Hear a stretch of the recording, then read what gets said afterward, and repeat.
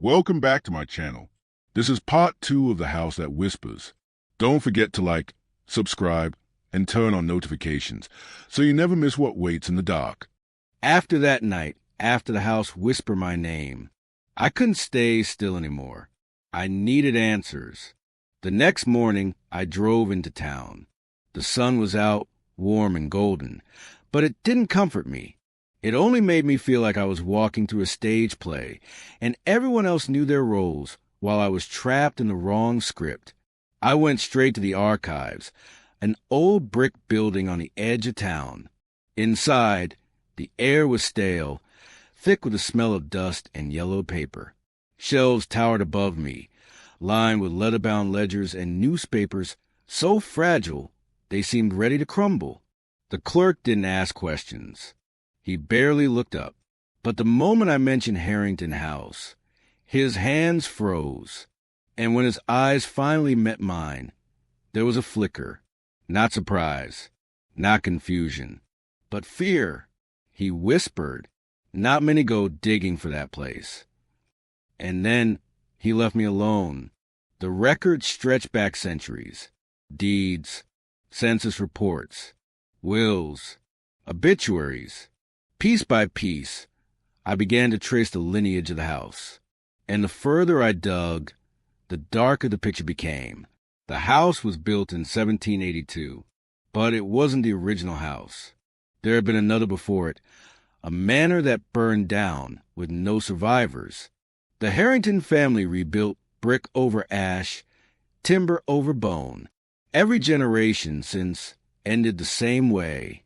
Tragedy. A child drowned in the well. A mother found hanging in the parlor. An entire family locked inside their rooms. Starved, though food was still in the pantry. And each time, the deaths were written off as madness, misfortune, accident. But they weren't accidents. Not when it kept happening. The newspapers told another story. Neighbors spoke of screams in the night, of lights flickering behind windows long after the family inside was buried, of a sound like breathing, heavy and slow, carried on the wind. Some refused even write the house's name. Instead, they called it the Maw. As the hours passed, I uncovered something worse. Every family that lived there had one thing in common. They all left diaries, journals, personal accounts, and they all described the same thing. Scratching in the walls, whispers in the dark, breath at the door, every voice the same, every warning identical. But the most chilling part? Each diary ended the same way. The writing trailed off mid-sentence, as though the writer had been interrupted, swallowed whole before they could finish their story. I thought I was imagining things, that the silence of the archives was getting to me. But then I heard it again, not faint, not distant, a whisper, my name, echoing from the shelves behind me. I spun around. No one was there, just stacks of records, still and silent. But I knew the house hadn't stayed behind. It had followed me here. The truth wasn't buried in the house. It was in me now, and the deeper I dug into its history, the tighter its grip became. By the time I left the archives, I wasn't alone. I could feel it. Something breathing against the back of my neck. Something watching. Something waiting. And for the first time, I wondered, maybe I hadn't gone to the archives to learn about the house. Maybe the house had brought me here to remember. I sat in the archives for hours, and what I found, I wish I could forget. The story of Harrington House is not just a history. It's a bloodline carved in suffering. The first record, 1791. The ink is faded, but the words are still legible. A woman named Margaret Harrington, the first mistress of the rebuilt house. Her husband left on business. When he returned, the servants were gone. The animals in the barn were gone. And Margaret was found in the nursery, cradling a bundle of rags as though it were a child. But she didn't have children. She never had. When the husband tried to take the bundle from her arms, she attacked him. She bit his throat like a starving animal. And when they finally pulled her away, the rags in her arms were wet, not with milk, but with blood. She was committed. Her final words, before they dragged her from the house. It told me it was hungry. In 1843, the Harrington children, 3 boys and a girl, neighbors reported hearing laughter from the house long past midnight. But when dawn came, the house was silent. The father was discovered first, slumped at his desk, pen still in hand, dead though his body bore no wound. The mother at the dining table, eyes wide open, lips sewn shut with black thread. The children were gone, not a single trace, no footprints, no struggle. It was as if the house had eaten them whole. For years, villagers swore they could still hear children laughing in the orchard at night, though no children lived there again. In 1897, we had the servants' rebellion. The house was too heavy with whispers, too thick with shadows. The maids complained of voices calling them by name. The butler claimed he saw his dead wife standing at the end of the hall, and one by one they tried to leave. The master locked the doors, boarded the windows. He said it was for their own safety. He said the house was watching them. Days later, the sheriff forced his way inside. Every servant was dead, but not killed, starved, locked in their quarters, food untouched in the pantry, as though they had chosen hunger. On the wall of their quarters, scrawled in blood, was one word, mouth, and then the disappearances. In 1913, the Harrington twins, 11 years old, they vanished during a storm. The mother swore she heard them whispering outside her room, though the windows were locked. When they searched, they found tiny handprints pressed into the ceiling above her bed. No bodies were ever found. In 1936, a dinner party of 13, all vanished overnight. The table was still set, candles still burning. The food had rotted where it stood, but no trace of the guests was ever found. Only the chairs remained, rocking, slowly, back and forth, back and forth. And then came the rituals. By the 1950s, the house had developed a reputation, a thing to be feared, but also worshipped. A small cult formed, calling themselves the Throat of God. They believed Harrington House wasn't cursed. It was holy. They performed ceremonies in the cellar, candles arranged in circles, chants that matched the rhythms of breathing, and always an offering of blood, not sacrifice, not murder, blood freely given, wrists cut, throats open, bowls filled. The house demanded to be fed, and they obeyed. The cult disappeared eventually, or maybe they never left, because sometimes in the cellar, visitors swear they hear the sound of chanting, low, deep, vibrating the walls. Every story ended the same way.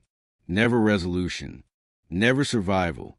The house takes, and it takes, and it takes, and each victim swore they heard it whisper. I read until my eyes burned, until I could no longer tell if the words in front of me were real or if the house was writing them as I looked. The last page I turned wasn't a newspaper clipping, wasn't a deed. It was a photograph, black and white. 13 men standing shoulder to shoulder in front of Harrington House. Their eyes were hollow, their faces blank, and one of them looked exactly like me. That was the moment I realized I wasn't just reading history. I was a part of it. At first, it was only whispers, the kind of half sounds you dismiss in the dark, wind through old beams, the creak of wood settling, the sigh of a house that had lived too long. But then the whispers grew sharper, distinct, recognizable, like syllables just on the edge of language. I would wake in the night, heart pounding, unsure if the sounds came from the walls or from inside my head. And then one night I realized they weren't just whispers anymore. They were voices. At first, only one, a woman's voice, low, hushed, repeating the same thing again and again. I pressed my ear to the wall, straining to hear. Her words came like a lullaby, broken, trembling. Hungry, always hungry, never enough. I should have pulled away. I should have left. But instead, I listened because beneath her voice was another, a man's, deep, commanding. But I couldn't understand him. It was as if he spoke from underwater. Every word was dragged, distorted, like something drowning. The longer I listened, the more voices came. Whispers, murmurs, until they overlapped. A dozen voices, then 20, arguing, fighting, hissing at one another through the plaster and beams. They weren't random sounds. They were conversations. One voice pleaded. Another laughed. Two more screamed at each other, their words slamming into my skull like fists. The walls vibrated with it. The floorboards trembled. It felt like the whole house was breathing arguments into my ears. And then one voice broke through, louder, clearer, so close I felt its breath against my skin. It didn't argue. It didn't whisper. It only said my name. Daniel. That was the night I stopped pretending. The voices weren't memories. They weren't echoes of the past. They were here, now, alive, and they were waiting for me. The voices had left me shaken. I could no longer sleep, so I searched every drawer, every cabinet, every crooked floorboard in that damned house. And then, behind the cracked panel of a dresser in the attic, I found it, a small leather-bound book, its cover stiff with age, its pages yellowed, edges torn. On the first page, the name, Eleanor Harrington, age 14, one of the house's daughters, a child who had lived here a century before me. Her handwriting was crooked, jagged, as though she had written in the dark, and the very first line froze me. The walls are not quiet. They never are. Mother says I imagine them, but I hear them. They whisper to me. My stomach turned cold, because the words felt familiar, almost like they were mine. I flipped through page after page, my hands trembling. Last night they said my name, over and over. Sometimes it is a woman, sometimes a man, sometimes too many to count. I slammed the book shut. My breath caught in my throat. She was describing the same voices, the same arguments, the same hunger. The further I read, the darker it grew. They do not sleep. They never sleep. When I close my eyes, they climb into my dreams. They pull at my hair. They breathe into my mouth. I cannot scream, because when I do, they laugh. I asked Father if he hears them. He struck me and told me never to speak of it again. Mother weeps at night, but she pretends it is not real. Page after page, her fear bled through the ink, each word a child's voice drowning in terror. And then at the very back of the diary, one passage was written in frantic, jagged strokes, as though she had written it in a single rush before something or someone had stopped her. The house is a mouth. It opens at night. It whispers because it is hungry. One day it will eat us all. I shut the diary. My hands wouldn't stop shaking, because I realized I wasn't the first to hear the voices. I wasn't the first to feel the house breathing. And if Eleanor was right, if the house really was a mouth, then I was already inside it.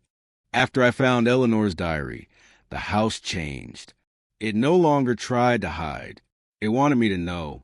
At first, it was small, a chair out of place, a door I swore I had shut now gaping wide, the sound of something rolling across the floorboards when I was alone upstairs.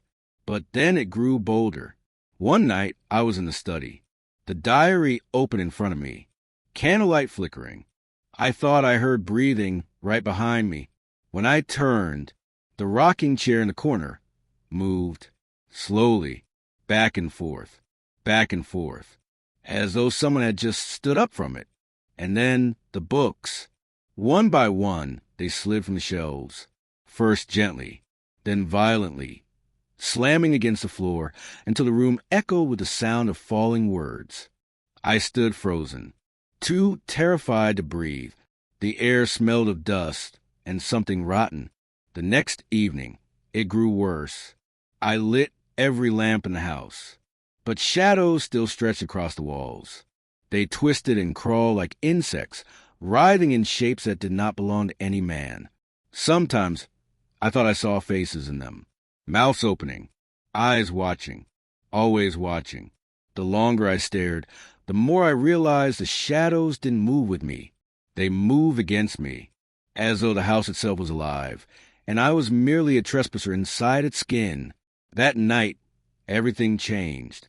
The windows shook in their frames, rattling like teeth in a skull. The doors slammed open, then shut over and over. The floorboards groaned beneath invisible footsteps. And then the violence began. The table in the dining room rose up and flipped, plates shattered. Silverware clattered across the floor. Chairs dragged themselves against the wood, scraping, screaming like nails against stone. I backed into the hallway, my chest tight, my throat closing.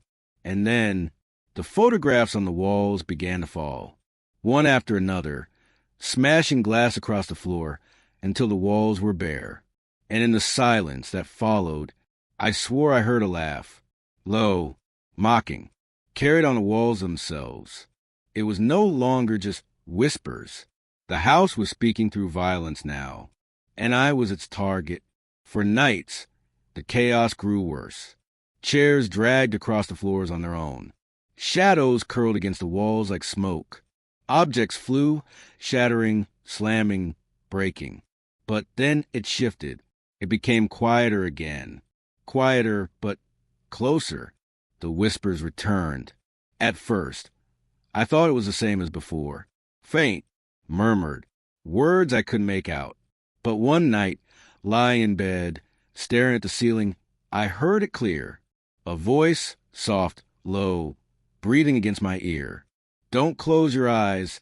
Daniel, we're not finished. I bolted upright. The room was empty, but the voice lingered, crawling beneath my skin. The next day, I tried to ignore it. I read. I paced. I tried to drown the whispers with music, with the pounding of my own heartbeat. But when I reached for a glass of water, the voice came again. Thirsty, aren't you? Just like Eleanor was. I dropped the glass. It shattered at my feet. And in that moment, a horrible realization struck me. They weren't just whispering at me. They were whispering through me. They knew. They knew what I was thinking. They knew my fear before I even felt it. They were inside me. The house wasn't only watching me. It wasn't only haunting me. It was learning me, reading me, and worse, it was answering back. Thank you for watching part 2 of The House That Whispers. The darkness only grows deeper from here, so stay tuned for part 3. Don't forget to like, subscribe, and turn on the notification bell so you'll be the first to return when the whispers call again.